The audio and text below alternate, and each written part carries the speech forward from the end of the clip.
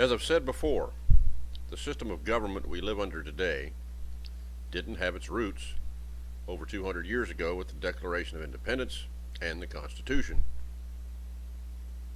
That government was kicked to the curb in the spring of 1933 after Franklin Roosevelt became president. This 100-day emergency session of Congress saw the Congress surrender their legislative powers to the executive branch. Many people back then could see that the massive expansion of federal executive power was unconstitutional, and the Supreme Court at first held its ground and declared New Deal laws unconstitutional. But the socialists who took over the Democratic Party back then held almost complete power, because FDR was a Democrat and both houses had a Democratic majority after the election. The party of Jefferson died, and the Democratic Party became the Democratic Socialist Party back then. That was about 8 decades ago. The party of Lincoln died too, because they got sucked up in it. See, and they have no intention of restoring the right to free labor today any more than the Democrats do. The New Deal built a very efficient propaganda machine that succeeded in transforming the mentality of the nation to conform to the system as a legal system, even though it was de facto. You see, back then the New Deal was completely foreign to the American system, and it had to be sold to the public. In the alternative to amending the Constitution, you have to change the way people think. That's what propaganda does, changes the way you think. Prior to the New Deal, there were no polls. Yeah, I found that out going through all these volumes of weekly press way back then. There weren't any polls. For example, when people voted in the 1932 election, their minds hadn't been inundated with all kinds of polls to make them think who had the possibility of winning and who didn't, who was more popular with this group or that group, and so on and so forth. See, back then you had a free press that informed you about the candidate's position on the issues and what their policies were. The only poll taken was on election day when people voted. Now, polling like we have today didn't start until 1936. Gallup started all that mess. See, that's part of the New Deal. And now we are bombarded by all kinds of polls before election day.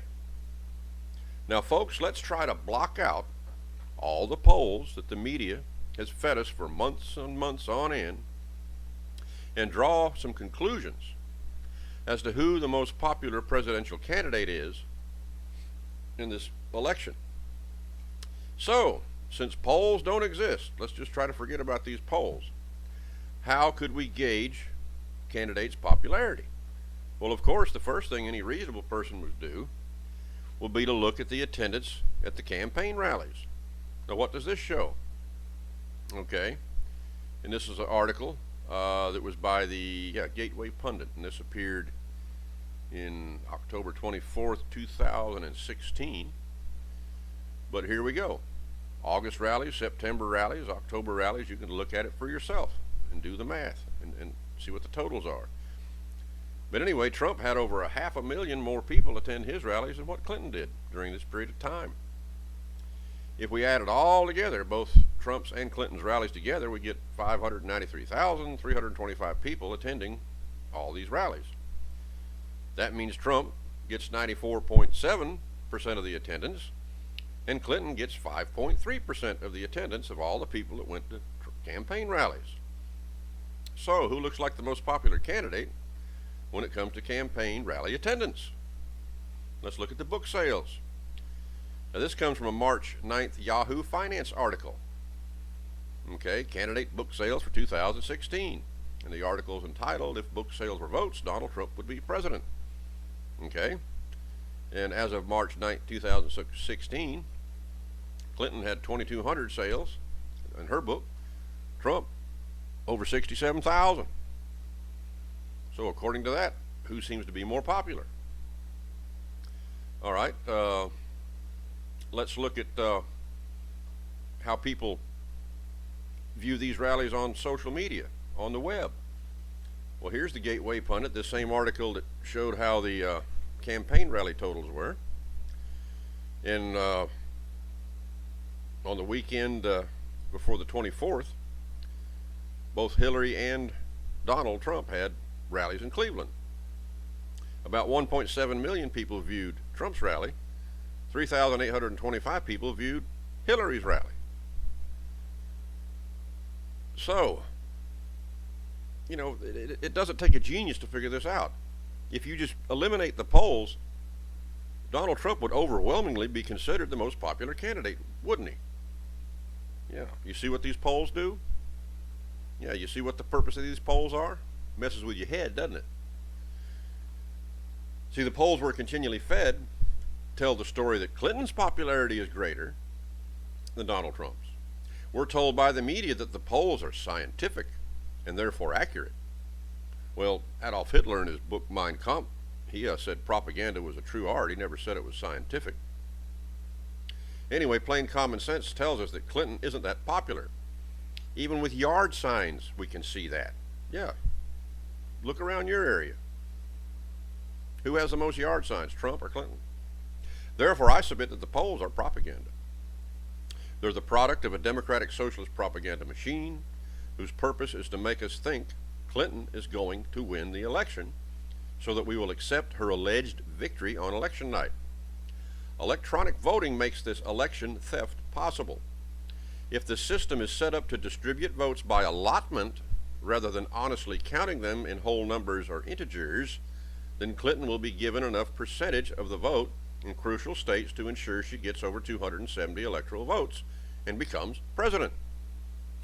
This is the ultimate fraud when it comes to stealing elections, and it's called fraction magic. Look it up, folks. Read about it.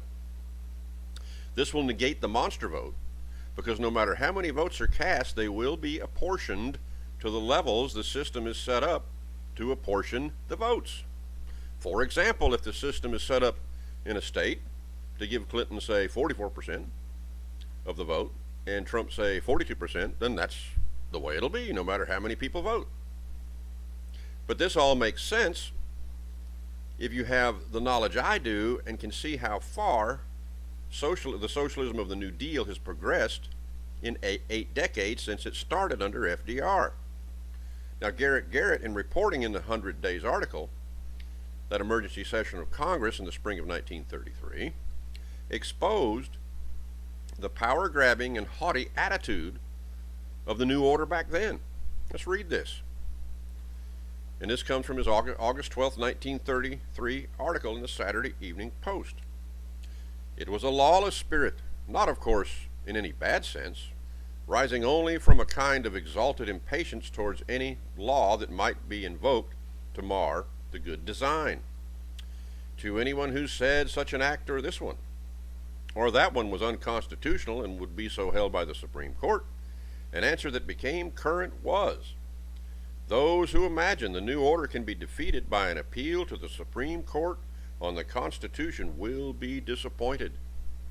Do they think the government, having gone so far, would hesitate to give the Supreme Court a new mind? And the Democratic Socialists back then indeed did give the Supreme Court a new mind. They viciously attacked the court and packed it when justices died and retired. The independence of the judiciary was effectively destroyed. And now here we are today, and the Democratic Socialists since then have gained control of the educational systems, the media, the press, the money, and having gone this far, you don't think for 1 minute that they'd rig an election if that's what they needed to do to stay in power? Think about it, people. The Clintons are very corrupt, and they will do whatever it takes to get Hillary elected.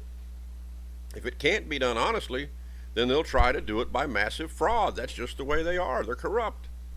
Don't be fooled. If she becomes president, this country and the entire world will be in danger. You see, folks, I don't have a problem with a woman becoming president, but I don't want Jezebel. No, I don't want Jezebel. Folks, you cannot rake fire into your bosom and not get burned. By all means, get out and vote. And let's pray that there's enough honest people left who count the votes so that this election does not turn out to be the theft of the ballot box.